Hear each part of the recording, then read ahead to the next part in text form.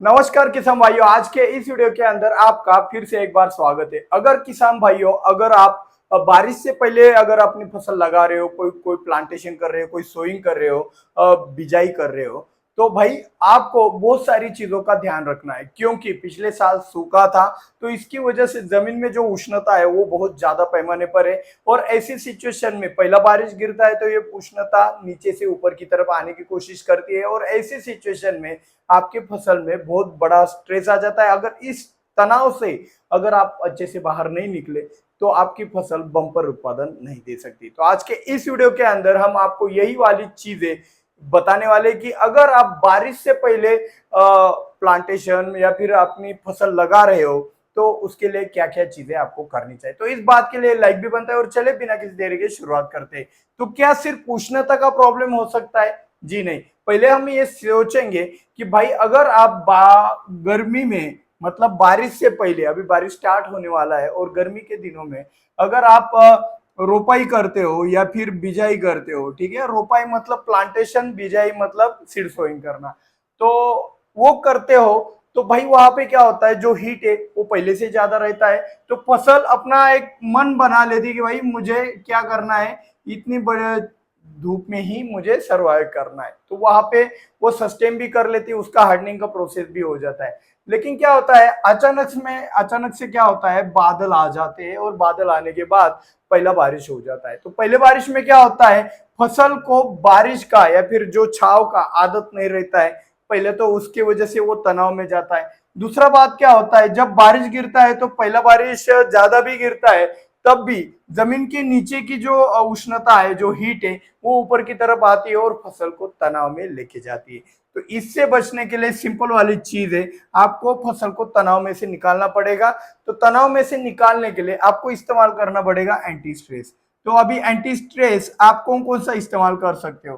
तो सिंपल वाली चीज है, आपके एरिया में जमीन से देने के लिए जो भी एंटी स्ट्रेस अवेलेबल है, तो उसका लगभग 2 गुना डोज में भी आप इस्तेमाल कर सकते हो। अभी आप कहोगे 1 गुना डोज में काम बन सकता है, तो 2 गुना डोज क्यों देना चाहिए? तो यहाँ पे एक बात बता देना चाहता हूँ, अगर पिछले साल अगर बारिश बहुत अच्छे से हो जाती, सूखा ना पड़ता, तो इतनी ज्यादा हीट इस साल नहीं निकलती।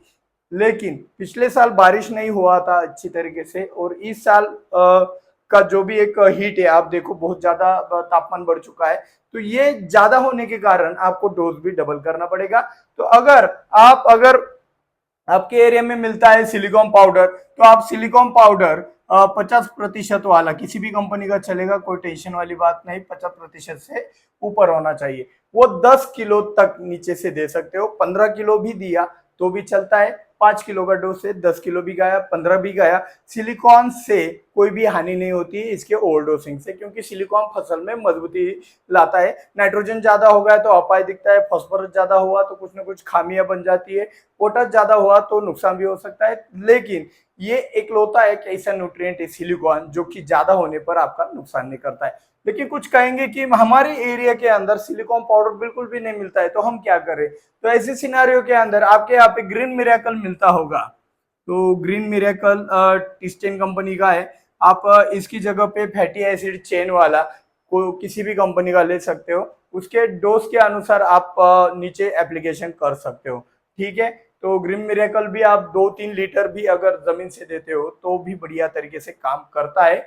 या फिर आप अन्य कंपनी का भी कुछ एंटी स्ट्रेस लेते हो, जिसमें आपकी फसल को तनाव में से निकालने की क्षमता है, तो अच्छा होता, अच्छी वाली बात। अभी एक महत्वपूर्ण वाली बात मैं यहाँ पे बता देना चाहता हूँ कि इसका इस्तेमाल कब करना है, ये क्यों करना है समझ आया, कैसे करना है सब समझ आया।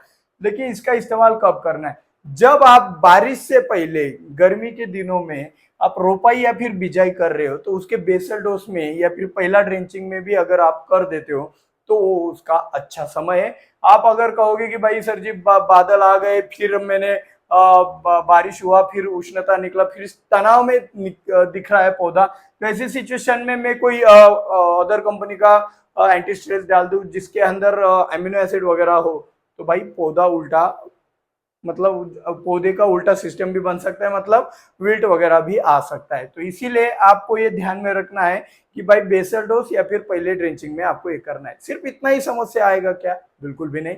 तो इसी के साथ साथ दूसरा वाला समस्या ये आएगा, अगर आप बारिश से पहले इस चीज को आप संभाल लेते हो, पहले तो तनाव को संभाल लिया तो बम्पर उत्पादन तय है।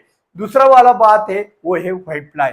व्हाइट फ्लाई को भी अगर आपने कंट्रोल कर लिया अच्छे से, बारिश से पहले आप देखो जो भी प्लांटेशन होता है व्हाइट फ्लाई का ही ज्यादा अटैक होता है, तो व्हाइट फ्लाई को अच्छे से आपने कंट्रोल कर लिया, ड्रेंचिंग भी कर लिया, कुछ स्प्रेइंग भी करा लिए प्रिवेंटिव के तौर पर। पौधा छोटा होता है तो ज्यादा उसको दवाइयां नहीं लगती, मतलब पानी की मात्रा बहुत कम लगती है दवाइयों की, तो वहां पे आप अच्छे अच्छे वाले स्प्रे भी निकाल सकते हो, जिससे व्हाइट फ्लाई आपका कंट्रोल में अगर रहा। बारिश से पहले आपका व्हाइट फ्लाई या फिर कोई अन्य कीटक हो, रेड माइट वगैरह, वो अगर कंट्रोल में रहा और आप इस तनाव को अच्छे से झेल पाए तो आपका बम्पर उत्पादन तय। बाकी व्हाइट फ्लाई को ज्यादा कंट्रोल करने के लिए जो भी सिस्टम है वो इस वाले वीडियो में आप देख सकते हो। मिलते हैं अगले वीडियो में। जय जवान जय किसान।